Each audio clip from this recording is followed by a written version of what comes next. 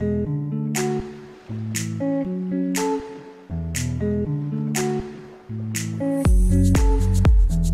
livre qui s'appelle 90 secondes raconte la journée du 8 mai 1902 à Saint-Pierre de la Martinique, le jour où le volcan de la montagne Pelée a explosé. Et bien évidemment, moi je ne raconte pas 30 000 morts, je raconte 30 000 vies, 30 000 destins. Mon grand-père est né en 1893 et il avait 9 ans, ce 8 mai 1902.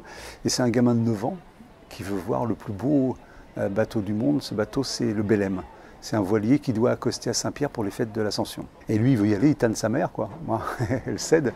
Et elle dit, bon, on va aller à Saint-Pierre. C'est la dernière navette. Celle qui va partir va disparaître dans l'éruption de la montagne Pelée.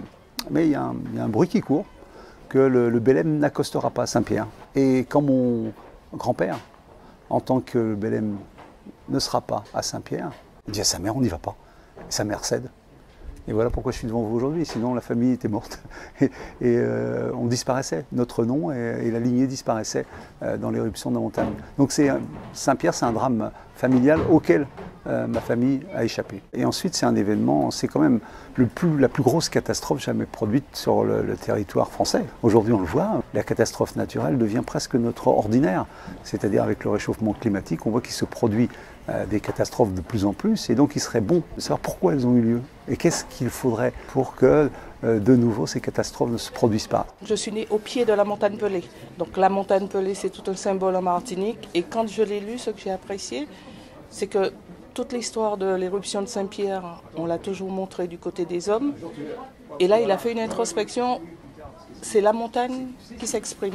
Il est là, dédicacé. Alors. Voilà. Il va prôner sur ma table de chevet et je le lirai. Ah ouais, j'espère bien. Ouais.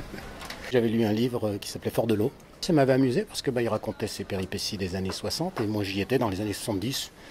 Ça avait un petit peu changé, mais la communauté avait changé, quoique. C'est un plaisir de venir ici, c'est un plaisir de voir déambuler, parce que c'est toujours une des caractéristiques de cette librairie, c'est que quand on est assis là pour signer, on voit les gens déambuler. Sorams, c'est bien évidemment quelque chose de très important. Il n'y a pas un seul auteur qui a quelques années de métier qui ne connaît pas Sorams. Venez donc chez Sorams, venez. C'est important aujourd'hui que d'entrer dans une librairie, d'acheter dans une librairie, de défendre les librairies indépendantes. Parce que derrière, il y a vraiment une passion. Tous les libraires sont passionnés.